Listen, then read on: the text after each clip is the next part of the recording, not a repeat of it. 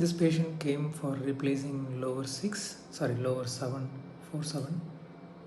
The bone was quite okay except that it is osteoporotic, especially in the 7 area. We are planning for one compressive and one BCS design, getting lingual cortical engagement. This is 3, 6. We are planning for 2 implants, both compressive.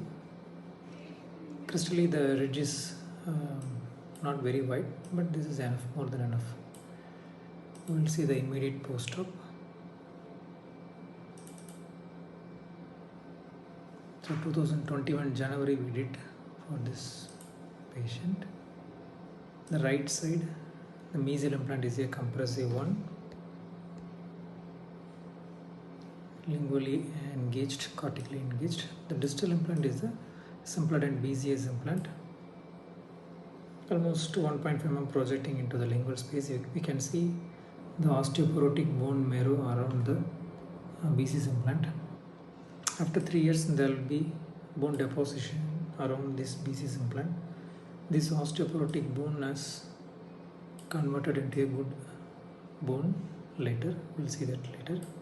This is 3, 6. 2 compressive. If you look closely, this premolar is distally inclined. So whenever we are placing implant for 6, we have to see this. Otherwise, if we place implant straight, we may become close to we may damage the adjacent premolar. So this thing we have to keep it in mind. No lingual cortical engagement, just close to the lingual bone, that's it. There is no perforation, nothing.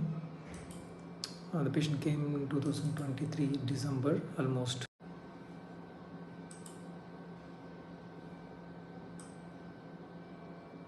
We'll see the 3, 6.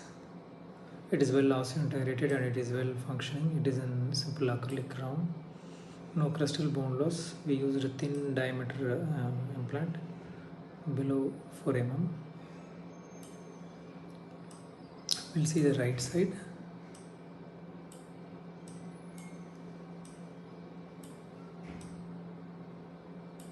This is a mesial implant. This is well integrated, lingually cortically engaged. We'll see the distal BCS now.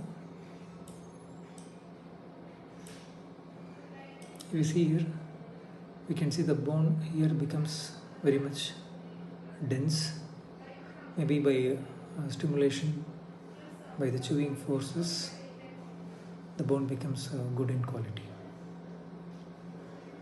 And we can see the bone is deposited here also, trying to close the implant. We will see the 3D reformatted view. Yeah. This is the perforated implant. It is functioning good.